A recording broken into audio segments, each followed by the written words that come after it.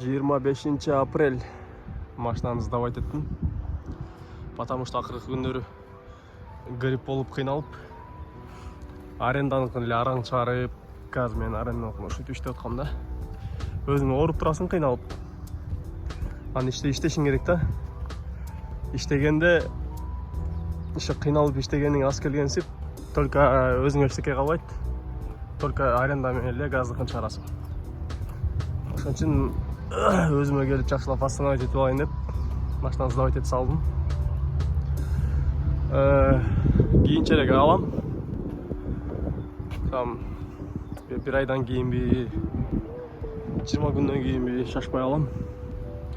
Ага чейин акырын ден соолукту карап восстанавливать этип, матиз менен эле доставкага чыгып турам. Кичине грипп айыгып калгандан кийин. Азыр машинаны берип коюп, тетигил жака Орозбекова чыдап.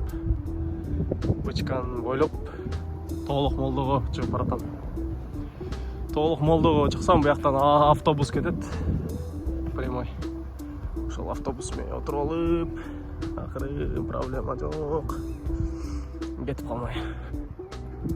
Пешком басканды эле сагынып калат кезим. Машина менен жүрө берсем. Пешком басып, остановка барып, автобус күтүп, автобуска отуруп, кайра түшүп кетип, парковка издебейсиң, тияңынан бирөө чыгат дебейсиң, бияңынан бирөө чыгат дебейсиң. Ал деле өзүнчө романтика да автобус менен жүргөндө.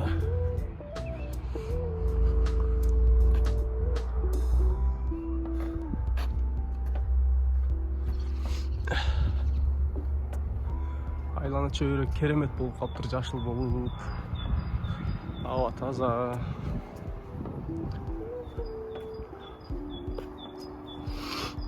Мен жаңы эле тетиги мост жактан келдим, ал Орозбекова. Мен турган мост Тоолук Молдо.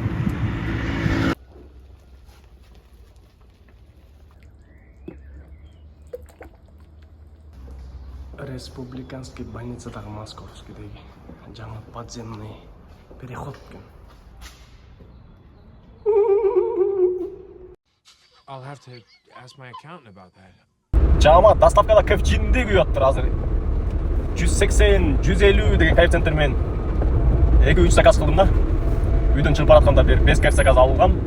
Аны жеткиргем. Анан кийинкилер уже нормальный жирный коэффициенттер менен заказдар. Иши ортосунда дагы бир индрайв менен заказ кылдым. Иштейбиз чогуу. Мен промокодторду жазып койгом сообществого. Ошол коддорду терип кирип, бонусуңарды алып иштейбиз. Переключение кылабыз телефондун экранына. Доставкага чыктым азыр. Чыгып 4 заказ цепочка менен кылдым. Общий суммасы комиссиясынан сырткары 960 сом чыкты. Продолжить кылабыз дагы. Эксперт парктын бул логистикасы. Бул жакта меники матиз регистрация болуп турат. А тиги такси аккаунтунда саната турат. Азыр мен матиз менен жүрөм доставка кылып. Так. Азыр кайра линияга чыгып көрөбүз. Кийинки заказды алабыз. Мына дегенге чейин эле кийинки заказ келди. Заказга чейин канча? 7 мүнөт күн азыр адресин бияктан тактап алабыз, карап. Оптовые цены улица Хумбаева 101 дейт. А бул кайка барат экен? Токонбаева 53/2 дейт. Так, бияктан бияка чейин экен да, короче. Оптовые цены деген кайсыл бурчунда эле, елки. Мына Ахунбаевага бурулуп туруп эле үйдөгө токтойт экенбиз да, короче, ал жерде токтогонго деле негизи болбойт. Бир жолун табабыз азыр барып көтөрүлүп остановкага токтойбуз эсличе. Азыр бир доставканы жеткирдим, кийинкиси чыкты артынан эле. Эми ошого баратам. Жана цепочка кылган заказдар. Андан кийин заказ чыкты, ошол. Бунун артынан эле чыгып калды дагы. Азыр чыгып сырттан байкаштырып көрөбүз кантип. Жака киргенде мондай типа почталар экен, мындай квартиралар. Мындай дор. Шахмат ойнойт экен, шахмат. Жигиттер, парктын комиссиясын өзүңөр каалагандай кылып настройка кылып атырган парк бизге да келген. Бул эксперт парк. Бул парк 8 жылдан бери Россиянын территориясында мыйзамдуу түрдө иштеп келаткандыктан өзүнүн айдоочуларына коопсуздукту жана туруктуулукту кепилдикке берет. Парктын комиссиясын айта кеткенде эле өзүңөр тандайсыңар. 3 варианты бар. Биринчи варианты 2%, экинчи варианты ар бир заказдан 4 сомдон, үчүнчү варианты суткасына 55 сом. 55 сом төлөп коюп, каалаган количествода, каалаган суммаңарга заказ кыла берсеңер болот. Жана силер регистрацияга кылып, ийгиликтүү фото контролдон өткөндөн кийин силерге саламдашуу бонусу 100 сом түшөт. Эң эле жакшы жери досуңду чакыр деген программасы бар. Досуңарды чакырасыңар. Силерде атыңарды айтып регистрация болгондон кийин силерге 1000 сом түшөт. 5 досуңду чакырдың, 5000 сом иштедиң. Круглосуточная техническая поддержка жана круглосуточно акчаңарды каалаган банкка комиссиясы жок чыгарып алсаңыздар болот. Так, жамаат, кийинки заказ ушундай экен. Жукеева Пудовкинадан алат экенбиз. Бинусалиева 76-га жеткирет экенбиз, короче. Мол домго жеткирип, мына 7-й небо. Мындай бияктан место жок болчу, полный жерде жок болчу. Мындай эле койгон. Азыр кийинки заказга кеттик. Отуруп туруп. Деп отурам. Ключту чөнтөктөн вытаскиваем. Бияка салабыз. Так, жамаат, эки цепочкамен чыккан заказды завершать эттим экен тең. Экинчиси на самом деле андан деле жакыныраак болуп калды. Тигил жактан точкасын өзгөртө албай коюп, ушул жакыныраак жерге алып келди дейм. Эгерде точкасын өзгөрткөндө бияка bundan деле чыкмакта суммасы. Заказ номери бар 154 сом дейт. Азыр эми продолжить кылабыз, анан по пути домой басып үйгө түшүш керек болуп атат уже. Азыр домой включать этебиз, поехали басабыз. Маршрут түздү. Ушул бойдон үйгө жылып кетебиз, анан кечинде кайра чыгабыз. Капельницаларды алып алып. Азыр мен ооруп ошончо машинаны сдавать этип койдум да. Азыр лечение алып аткам. Кечки капельницаларды алып алып, анан кайра линияга чыгам буюрса, саат 7-лерде капельница алыш керек. 118 заказов до 2600 сом дейм, элек. Доставкада эмес болсо керек бирок. 127 заказ бул жана экономдук. Эми по пути домой чыгабы, чыкпайбы, кандай деп ойлойсуңар? Чыкпай тургандай болгон болсо, бияктан индрайвти кошуп туруп, индрайвтан заказ алып кетишибиз керек да. 6-й микрорайон, Аларча торгово-развлекательный центр дейт. 6-й микрорайон Аларча бар экен. Пробка менен 140 соммен барганга желание жок. Ошондуктан жөн эле Яндексте доставкасын калтырып коебуз, анан по пути чыкса чыга, чыкпаса мындай эле түшүрөбүз. Деньгиге кирсек, жантан бери 1091 сом болуп турмун. 6 заказ болуп калыпчы. Эме Дейвол Матис келген, на красный Матис эме Ошондо заказ алып кеткен, алып кеткен. Мондай рулондун баарын, Када, апке. Куда сенек бару? Апке. Интернет куртен алып кеткен. 3, 4, 5 рулон обычный доставкага. Ушундай заказ болуп атат, азыр келсек. А буга грузовой тариф керек да, анан 4 километрден бери келдик, анан эчтеке жок. А неустойкасын салбай турган болушту эжеке ошондо, Чалбайский номерден чакырган номерден. Эже? Эмнеге төлөш керек атасың? Азыркы заказды көрдүңөр эт, там 4-5 рулон турган да, ещё пакет-сакеттер менен. Барсак, ошондой заказ экен. Обычный доставка. Обычный доставкада бир көлөмү, бир чемодандай эле болуш керек максимум. Анан веси, салмагы 15 килограммга чейин болуш керек. А буларды кара, биз ушундай эле салып жүрөбүз го, эртең менен ушундай салдык дейт. А бул вообще грузовойдун жанагысы да. Грузовой малый кузовтун деле эмес, даже средний кузовту болуп келет да, 4-5 рулончу. Потому что тигин деле размерлериге, кичинекей кузовтун размерлерине деле толук туура келет. Эми бирок ошо кичинекей кузов менен заказ кылса, в принципе болот, бирок ага деле нежелательно негизи. Ошондойду обычный доставка салып атат булар. Анан баягы водительдерге дагы багып кетейин, курьерлерге алгандарга. Сураныч. Тоң толтура крой-мройлорду жүктөп туруп, обычный доставкага берген болсо алып алгылачы, жаман көндүрөбүлө элдерди. Жаман көндүрөбүлө. Каждый труд должен быть оплачен. Чоң мына толтура нерсе салган болсо, деп доставкада алып кете бербөйлү. Силер алардын служанкасы же аларга кызмат кылып жүрбөйсүңөр. Силер просто өзүңөрдүн жумушуңарды кылышыңар керек, ошого жашашыңар керек. А тиги ал заказдарды мындай чоң машинада иштегендер деле жумуш калтырыш керек да, ошолор өздөрүнүн тарифи менен как положено алып кетиш керек. 5 адам отурабыз десе, 5 адамды отургузуп, анан обычный кичинекей доставканы заказ берип туруп, берди грузовойду жүктөсө макул дей бербеш керек. Өзүңөрдүн трудуңарды мындай эмгегиңерди баалагыла. Сураныч. Эч качан көндүрбөйлүчү клиенттерди. Анан жанагы мен заказ берген эмесмин дейт, ошол жерде бирөө турду го, бир аял. Мен заказ берген эмесмин, тиги башка заказ берген дейт. Ошол чалып ошол жерде чалсам, получать отправительге. Отправитель өзүнүн телефону болчу калат. Сиз заказ бердиңиз беле десем, жок дейт. Тиги заказ берип туруп, мен отправитель кылып токтогон да, хорошо деп туруп. Тиги өзүнүн телефону менен сүйлөштүк, тиги ошол жерде турган аялдын. Сүйлөшсөк, мен түшүндүрдүм. Силер ошол грузовой тариф деп туруп, обычный доставка чыгып алып турсаңар, анан биз 4 километрден келдик, бери келдик, 10 минут убакыт кетирдик жөн эле. Ишо жаман жолдор экен, моңдай тоо жол. Ошол менен 10 минут кетирдик, анан 4 километрден бери келдик эже. Ошон үчүн 100 сом неустойка төлөшүңөр керек десек, макул эмес болуп, короче, не согласна болуп, неге деп ошондо недовольно болуп, бирок көндү да, мен түшүндүрдүм да, жакшы жагынан, жакшынакай көбөйтөт. Макул деди, бирок салган жок. Салбайт алар жизнь. бирөөнүн эмгегин баалашпайт андайда адамдарчы. Ошон үчүн мындай кээде доставка багаларына заранее удачно деп болбос эле. Курой мурой эмес. Бизде ошондой наглеть эткен клиенттер көп да просто. Связка бар.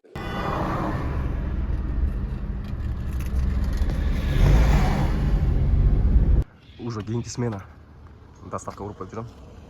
Могу магазинге доставка кылдым.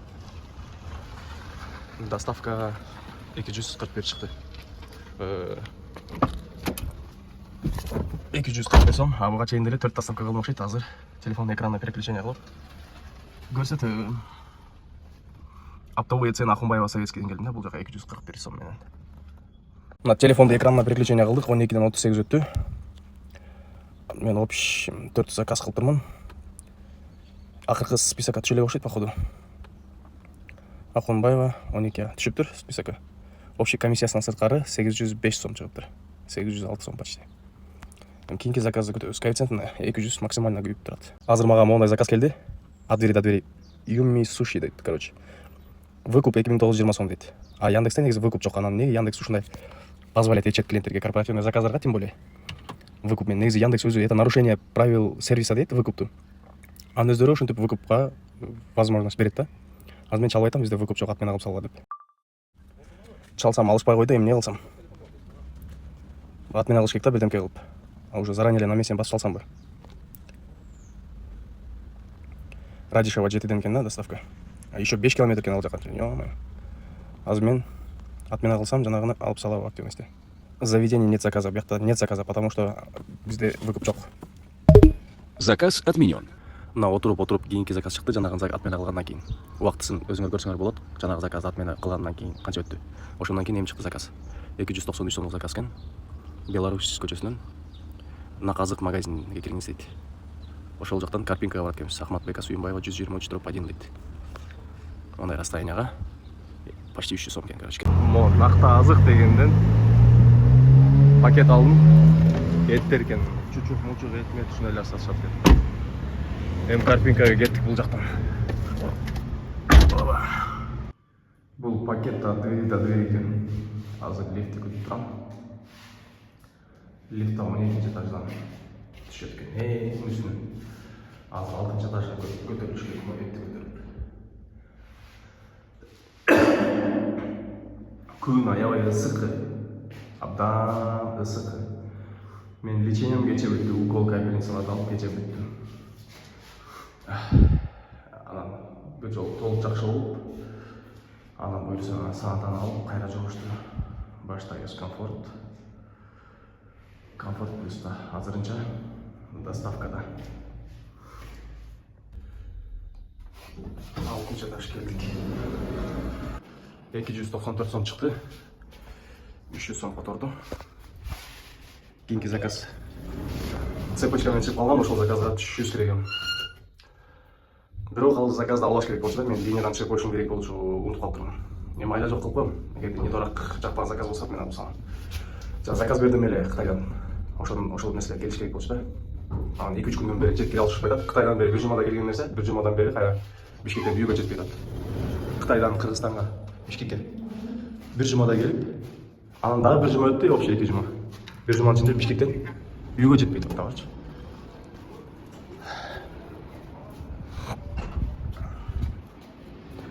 Ошон үчүн ошол балага чалып Темудагы заказ кылганда 2 бала бар экен, бирөөсү өйдө жакта шаардын өйдө жагы, бирөөсү ылдый жагын карайт экен. Ошол ылдый жагын караганга передавать этип койду, алдак мага карабайт болчу деп ошентип эле да баягы. Экинчи балага өтүп кетти. Анан ошо экинчисине эче чалсам бүгүн келет деп аткан. Бирок негизи келет деп атканда 3-4 күн болду, эч келе элек да. Анан машинаны тез жакка токтотуп койгон. Осмол була могу үйгө келдим да. Апчы. Кстати, кол эле Огонбаевага токтотуп коюп келдим машинаны. Тигил жагынан көрсөткөн экен да. Атетик зданияны ылдый жагынан айланып жака келдим. Келсем моунда килтейген 2 чоң пакеттин ичинде коробкалар менен. Килтейген пакет көрүнөдү. Аман машинаны тез жака токтоткон. Аз бияка чыгып, солго бурулуп, анан Гоголяга чыгып келген булар көтөрүп алып. Мындай чоң объемдогулар болот негизи. Атайын келгенден кийин үстүгө кетпей айла жок эле алып койдум. Мына наконец-то жеттим машинага. артыңғы сиденье полный елеп қалды, 2 пакет. Қолды талып, разминка болды кәдімгідей. Тренировка. Ауырып тұрғанда. Так, кейінгі заказ шықты. Плюс 100 мені Куликовскийден. Тоғылық малды жетім шекеден, Орозбекова 324. Жақын еле жерге алып бараткен да. Көресіз емен қанша шығаткен бұл. Азыр ошаға кетеміз. Маршрут түзіп қойын, мен тұрған жерден бір алыс болып қатты ал жаққа. Бірақ плюс 100 менен келді. 4 километр жүріш керек. Куликовскийдегі заказды чытадым. 3-ші подъездіне 2 этаждық үй екен. Сталинкалар. Орозбековадағы. Абырай машина подъездері аты.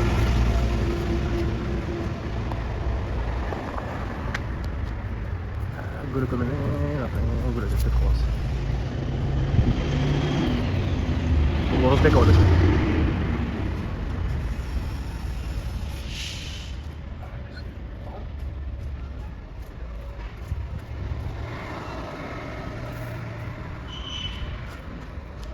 Машинам тек қатып болған. Кейінгі доставка магазин плюс дейді. Обувь сатқан жаңағы магазин. Аха. Ушунча нәрсені жүктеп берішті. Ешнәрсе олғанда өлі. Сілерге вообще грузовой доставканың заказы ғой десем, ошындай еле ғой дейді. Негізі доставкада 15 килограммға чейін, анан көлемі бір коробка бір чемоданда еле болуш керек десем. Азыр мопедтер мындай бір пакет жүктеп кетіп қойып дейді.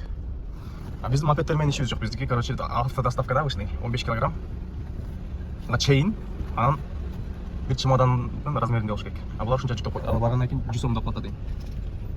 Жана толтыра нерсе жүктөшөр деле го. Ошол мына 438 сом чыкты. Ожиданиясымен келгенде эч ким чалсам албайт күтүп туруп. Ошо картада эле тиги жагынан көрсөтөт экен да. А булардын воротасы ал жагынан эмес, көчө жактан, асфальт жактан экен. Кийин бул жакка көчө жакка чыгып чалсам деле албайт, акыры воротасын тыкылдаттым, анан чыгышта телефон үйдө калып калган экен деп. Анан 438 сом чыкты, жанагы бирок 538 сом болот. Перевеске доплата десем, андай жок эле го дейт. Тиги баласы. Анан айттым, ошондой мен деле таксиде иштейм дейт. Иштейм деди, ушундай деди, короче, анан айттым. Доставкада 15 килограмм, экспресс доставка деп коет, 15 килограммга чейин. Анан чемодандан объем болсо, чемодандан чоң болуш керек, ошондой эле экспресс доставка. Десем мен деле иштегем. Андай жок эле урдуруп койдуң брат дейт. Анан катуу тийип калабы деп туруп, жанагыдай деген жокмун да, сен иштеген болсоң, любитель болсоң керек да, андай айда жылда бир чыгып коюп, по делам заказ урдуруп койгон. А биз профессионал, сен любительсиң, айырмасы бар деш керек. Деп коюш керек болчу да. Бирок көңүлүнө тийип болбосун деп эле. Анткени жок, ошентип в итоге 550 сом алдым бул доставкага. Ошо клиенттерге түшүндүргөндө жакшылап айтып койсоңор түшүнөт. Түшүнбөсө өздөрүнүн проблемасы негизи. Ошо айтып бериш керек. Уялбай эле, тартынбай эле. Толтура нерсени жүктөп туруп грузовойдук, анан обычный доставканын акчасын берсе деле окшошпойт да. Потому что ар бир менет жанагы кылыш керек да, акталыш керек. Мен буну жүктөгөндө да өзүм жүктөшкөм, кайра түшүргөндө разгрузка кылганда да өзүм разгрузка кылдым, тем более. Ошо, анан мен иштегем дегендер, силер иштесеңер жөн эле тупа иштеп жүргөн болушуңар мүмкүн да. Мен деле таксиде иштегем деп көбүлөр таксиде жүргөндө клиенттер отуруп алып, бирдемкелерди үйрөтүп берет го, өзүнчөчү. Мен деле былтыр жарым жыл иштегем, 1 жыл иштегем депчи. Мен мурда 4 жыл иштегем деп. Ошолор 4 жыл иштеген убакта мен уже стажым 4 жыл болуп калган болчу да таксиде. Ошон үчүн мындай үйрөтө бербеш керек. Мындай өзүңөр правиласын, эрежелерин билбесиңер. Тем более алар өзгөрүп турат эрежелерчи постоянно. Жөн эле иштеген башка, анан правилаларды билип алып, анан правила менен иштеген вообще башка да. А так, любое приложение скачивать эту алып, жөн эле линияга чыгып иштеп заказ алып жүрөт, любой колунан келет. Бирок тонкостьтарын там только единицы знают.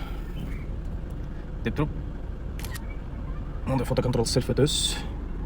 Отправка кылабыз, уже фотоконтроль келип калыптыр. Ушул бойдон походу по пути домой күйгүзүп туруп чыгып кетет окшойм алдыга. Мына кийинкиси ушунча нерсе. Дагы толтура нерсе. Заранее клиентке чалып койдум. Жанагыларды алдым. Адресине туура эле анан силерге грузовой доставканы күткөн дедим, экспресс доставкада деп түшүндүрдүм баарын жанагы эле айткан нерселерди. Анан ошо 216 эмес, 316 сом болот. 100 сом доставка доплата дедим. Адресин тактадым, туура деп, макул болду, кетип баратам. А так жок десе, тим эле коюңуз демекмин да. Клиенттер жаман көндүрбөйчү. Кеттик анда. Так, ушинтип акыркы заказды да завершать этип баратам по пути домой. Эми үйгө баратам. 216 сомдук заказ, 100 сом доплатасы менен 316 сом чыкты. Итогторун азыр жазып коюп келгенде. Бул жак койду апасо. Жак кирпичный жак беле, кирпичный деп коюп, красный строитель. Ар жагы нижний аларча. Азыр Кыргыз көчөсүнө чыгабыз. Ушу менен прямо